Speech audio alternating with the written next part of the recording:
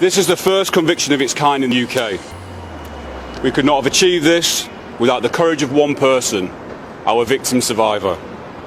I want to commend him for his bravery in speaking out. As the sad and horrible news of Ekweremadu's being found guilty of organ trafficking by a UK court went viral, it's been followed by mixed reactions on social media.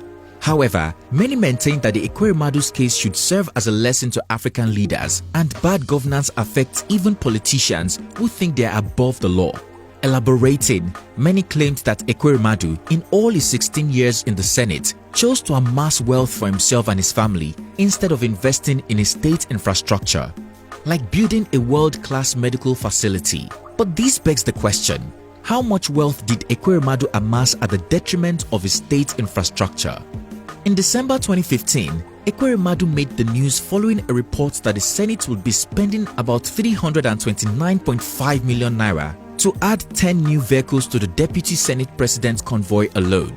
The convoy is to include a Mercedes-Benz S550 2016 that goes for about 49 million naira, 2 Toyota Prado SUVs cost 37 million naira, 149 million naira, 4 Toyota Hilux SS auto vehicles 102.4 million naira, and a Toyota Hiace Boss 2016 model going as high as 28.4 million naira. Days after, the former Deputy Senate President, in a report published by Premium Times, was alleged to have embezzled 7.75 billion naira meant for the amendment of the 1999 Constitution.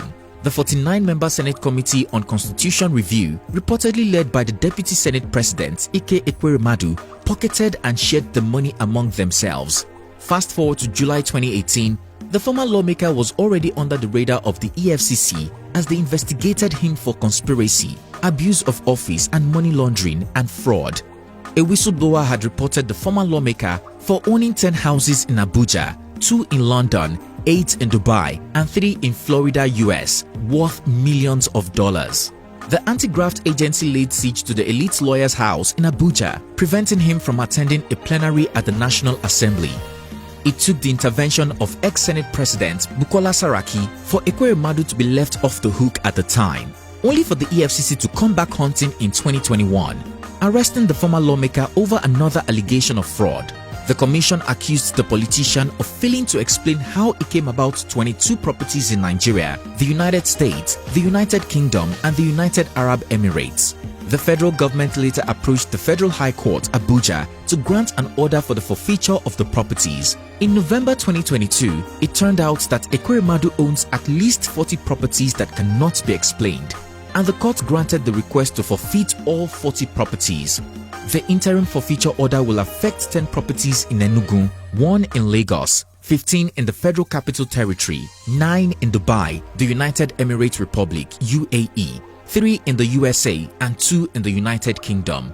Now, after his arrest in the UK, a Twitter user with the handle @JustSocietyForAll has told an unverified story of how Ekweremadu allegedly diverted 400 million naira for a renal treatment center at the University of Nigeria Teaching Hospital in Enugu.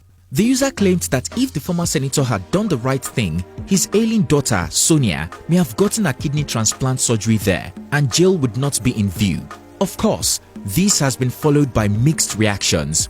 One of the first people to react to Ekweremadu's conviction is Bashir El-Rufai, the son of Kaduna State Governor Nasir El-Rufai.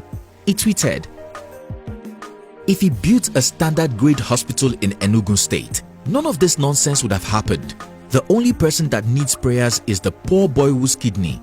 They believe their daughter's life is worth more. He is somebody's child too." Also reacting, Senator Shehu Sani wrote, "For your daughter, you got into this trouble. My prayers for you, your wife, and others in this travail." One user tweeted, "Bad governance affects both the rich and the poor. If you doubt me, ask Ekweremadu. If there were good hospitals in Nigeria, he wouldn't take his daughter to the UK, where he is now going to serve up to 10 years in prison." Another user shared Ekweremadu's prison photo. He wrote, "Lesson to corrupt Nigerian politicians. There will be a price for bad and good deeds. Karma clearly is real." One wrote, "I have zero pity for Ekweremadu and his wife.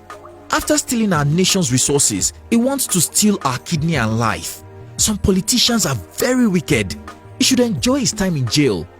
Another tweeted, "It's so funny because if Ike Ekweremadu successfully harvested that guy's organ for his daughter, he would have gone to church for Thanksgiving and everybody there would clap too.